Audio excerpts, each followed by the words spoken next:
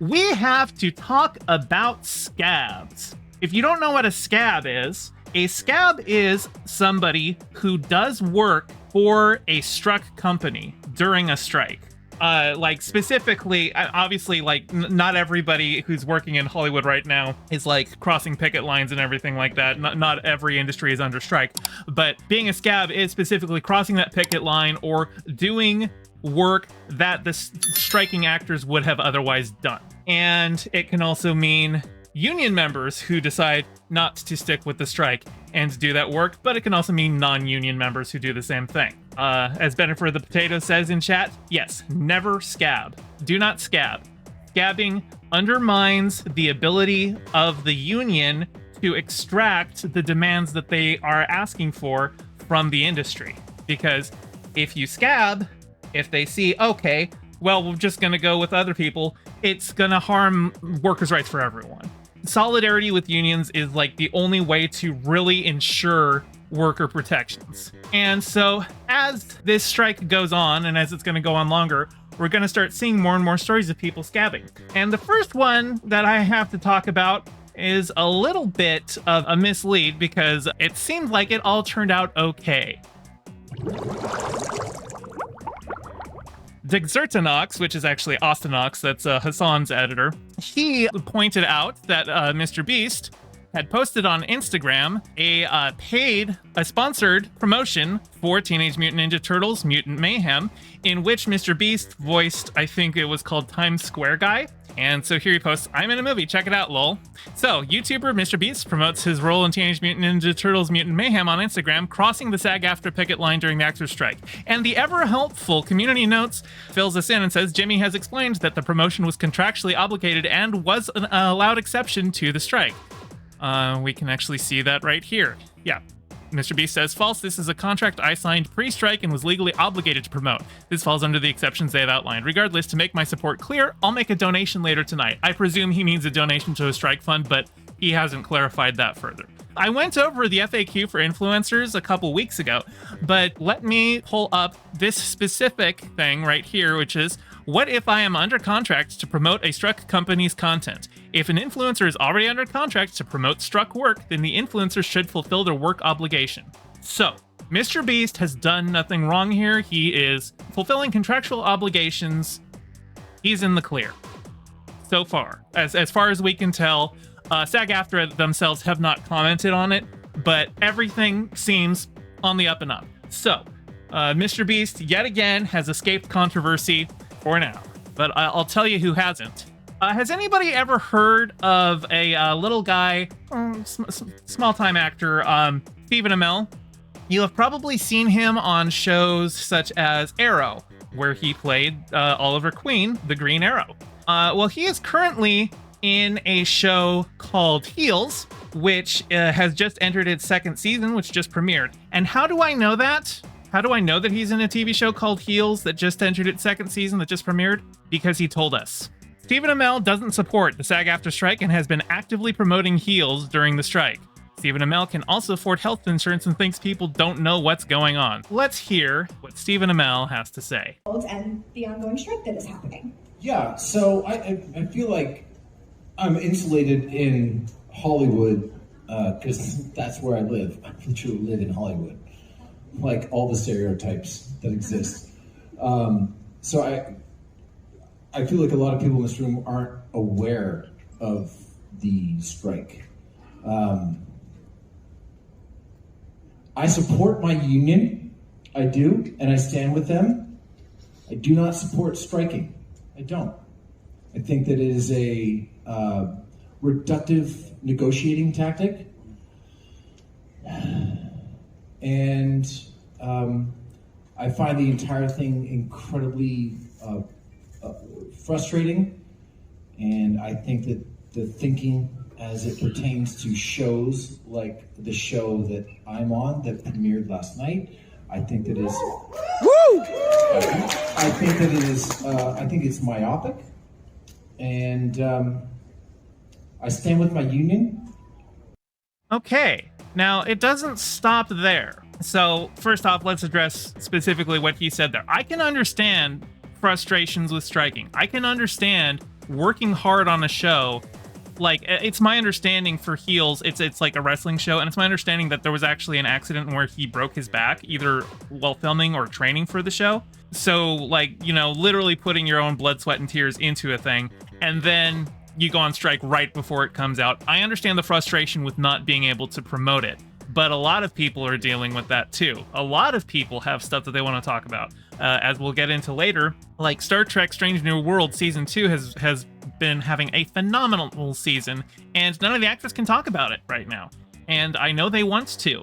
Melissa Navia, who plays Ortegas on Strange New Worlds, she said that she has had a lot of veterans reach out to her for her performance in a previous episode, and she says she would love to be able to respond to them, but she currently can't. So the frustrations are real, they are out there, but that doesn't justify promoting your work. Now, he didn't say the name of his show here, but he did say he had a show that was premiering last night as of when this thing was recorded. Let's move on, because it looks like he doesn't stop with just that one clip. About David, we can talk about me, we can talk about Canada.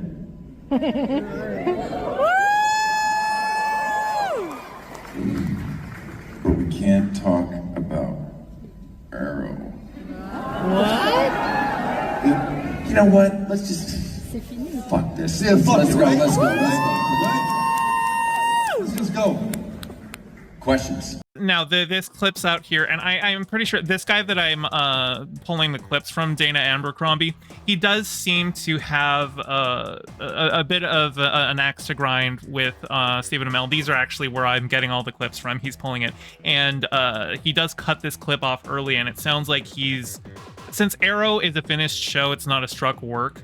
So I don't know the specific rules in terms of what Stephen Amell can talk about there. So I think the framing here, as he breaks strike rules to talk about Heels Season 2, that's not shown in this clip. And people in the replies say he did not talk about Heels, he talked about Arrow. He talked about Arrow and how they dealt with stuff on crossovers. He never promoted Heels or talked about it.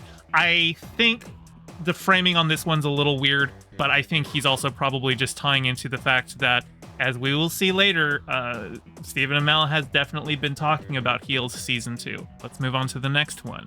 So, obviously, once the initial clip came out, Stephen Amell was getting in some hot water, so Stephen Amell appeared on TMZ to let everyone know he didn't vote yes for the strike authorization, and that the strike is inconsistent to movies and shows that are releasing in July and afterwards. So, let's hear him here.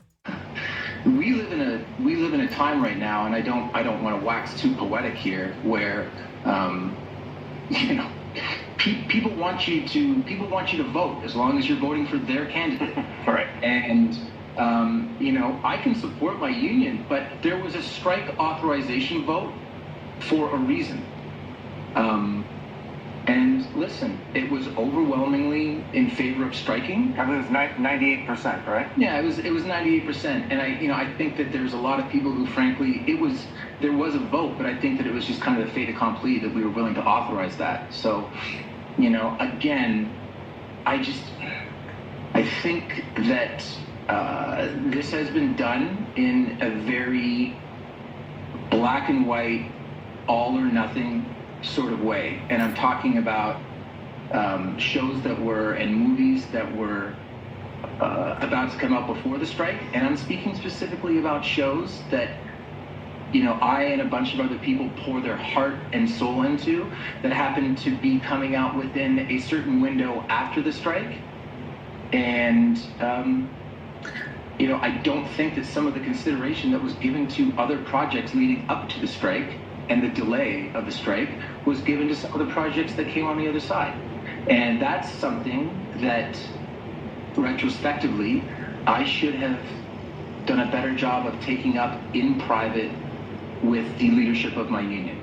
Okay, people that I greatly respect and admire and look forward to talking to. Boy, I'll tell you, I get the torrent of criticism that you probably got because it's not the party line. And as you said, you either vote for me or you're against me. And, you know, I got to say, I'm impressed. You're walking it well.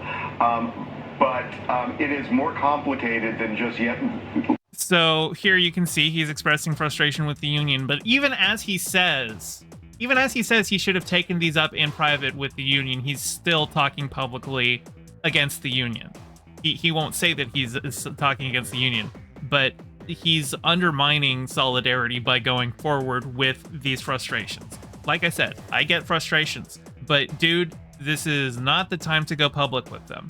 Now, this is not the last that he has talked about his frustrations, and obviously he's receiving backlash for it. So let's turn to what he has to say on Instagram. He says, please read below, as I thought it was important to clarify comments I made this weekend. So he says, understandably, there's been a lot of reaction to the comments I made this weekend about our strike. To ensure there's no misunderstanding about my thoughts and intentions, I'm providing what I actually said and clarity and context to ensure my feelings aren't unintentionally misinterpreted. We all know sound bites can be taken out of context, and I have too much respect for my fellow union members to not clarify the record. What I actually said: 1. I support my union, I do, and I stand with them. This doesn't need much clarity. My support is unconditional, and I stand with them. Well, that doesn't seem like the behavior. That doesn't seem like your support is unconditional. What I actually said: 2. I do not support striking, I don't. What this means in full context: I understand fundamentally why we're here. My off-the-cuff use of the word support is clearly contradictory to my true feelings and my emphatic statements that I stand with my union. Of course, I don't like striking, nobody does, but we have to do what we have to do.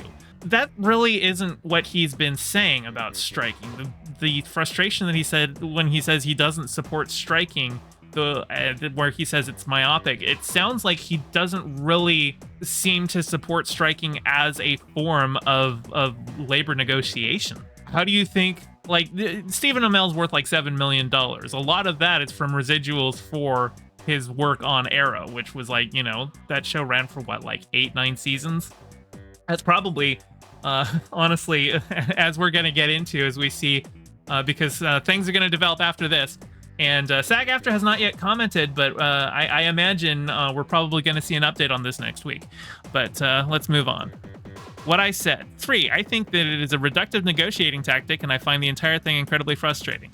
In full context, I'm an actor, and I was speaking extemporaneously for over an hour. I emote, but I certainly don't think these issues are simple. Our leadership has an incredibly complicated job, and I am grateful for all that they do. Despite some of my terrible early acting work, I assure you I am not a robot. From an intellectual perspective, I understand why we are striking, but that doesn't mean it isn't emotionally frustrating on many levels for all involved. Continued in the comments. Here we are. What I said. 4. I think that thinking as it pertains to shows like the show that I'm on that premiered last night, I think it is myopic. What I meant: nothing about the strike is funny, but if I may self-deprecate for a moment, I have no clue what I was trying to say here, and who says I think that thinking? Perhaps it was an inarticulate shoutouts to our crew and cast who mean the world to me. I'm simply sad that we don't have a chance to celebrate a show that all of us figuratively and I literally broke my back for. Okay, so it sounds like he's gonna play it off as he was just talking for like over an hour about this, or just talking for over an hour just in general at the convention that he was at. And so some of his word, like, I can understand, you know, getting into streaming, sometimes your words become soup. So I get that this is his angle, except that we also had the other clip of him from a different convention, or maybe it was the same convention but at a different panel. So it seems like this is, you know, this is going on for more than just a single hour of talking. And his final thoughts: as I said from the jump, I want to ensure that my thoughts and intentions are not misconstrued. This situation reminds me of the proverb, the road to hell is paved with good intentions, which apparently, after reading a limited amount of the commentary, is a place many of you would like me to visit. However, at least for the foreseeable future, I choose to stand with my union. When you see me on a picket line, please don't whip any hard fruit, Stephen. I mean, yes, do not assault Stephen Amell. Although I imagine he's probably not going to be very welcome at the picket line, particularly after you see the next stuff, because the way that Stephen is portraying this whole thing is that he was just a little frustrated and flustered after talking for an hour, and he said some things he shouldn't have, and that should be the end of it. Folks, this is not the end of it. Why does Stephen Amell keep deleting his heels photos? It's like he knows what he's doing is wrong. As you can see, here is, it's a Threads post, Stephen Amell saying Fridays are for wandering around the streets of LA. So it's just him taking a little selfie, wandering around the streets of LA. Oh, what's this? Big old billboard takes up half the photo for heels, the show that he's in. That's the next picture. Lots of gratitude for today. Looks like that's him standing right there. Big old fisheye lens shot right dead center. The heels billboard. And then a third one. Have a terrific weekend. Be grateful. Dream big. Same billboard. Like he just took a whole bunch of these. This is promoting your show, dude. This is explicitly promoting your show. You don't just accidentally happen to take a whole photo shoot in front of a billboard of the show that you are contractually barred from promoting right now. And let's see, we've got one more. A video that he took at that same billboard. Hey everybody, good morning. Good morning from the Sunset Strip. Obviously this is a very, very strange and peculiar time that we are all living in within our industry. But I just want to say that as an actor, it means a great deal to me when I work really hard on something. When I work really hard on something, and then he makes sure that that billboard is fully in frame. When I work really, really hard on something, it doesn't really ever feel real. It doesn't feel validated. It doesn't feel as though you've put a period on the sentence until you're able to share it with the world. So I'm very happy for today. I'm very thankful. I have a lot of gratitude. And yeah, it's a strange time that we're existing in at the moment, but I'm allowed to be proud of work. I'm allowed to be very proud of work. You're not allowed to promote it. You're allowed to be proud of it. You're not allowed to promote it. This is explicitly what you were doing here. There, you can't just weasel out of it like, oh, I didn't say anything. The framing is intentional, and it's clearly intentional. You do it twice in this video. Steven, we haven't heard from SAG-AFTRA yet, but I don't think you're going to be working in this town ever again. And that really sucks for your show, because there are other hardworking and talented people in that show who are going to be out of a job because you crossed the f***ing picket line. Because you, with your $7 million, think that it's okay to risk your career because you've got a cushion. I mean, $7 million in LA, like that's, you're not like, super wealthy, but you can get by just fine, pretty comfortably. Okay? Whereas many of your co-stars, most of the actors in Hollywood aren't even reaching six figures. Nowhere close to that. Most of them, most SAG members don't even make enough to qualify for the union healthcare. And here you are, little butt mad because you can't promote your show because the strike happened to happen, and you're being cheeky about it. Where was it? Yeah. Being cheeky about it. Oh yeah, look at that. Look at my thing. I guarantee you within 6 months, this motherfucker is going to be talking to Ben Shapiro and starting to go down the same route as Gina Carano, where they're like, oh, come on over here. Yeah, those leftists in Hollywood. Yeah, they're awful. We'll treat you right. And he's going to be in something that nobody sees. He's gonna destroy his career over this. He's never going to work in Hollywood after this. I'm almost positive SAG-AFTRA is going to revoke his membership, and then good luck.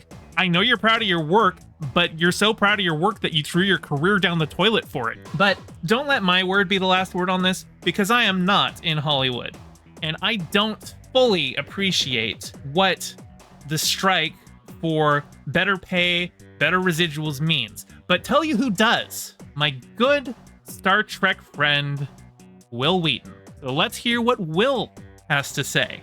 In 1960, SAG and WGA struck to force management to adapt to the new technology of television. Without that strike and the agreement it birthed, residual use payments would not exist. My parents stole nearly all of my salary from my entire childhood.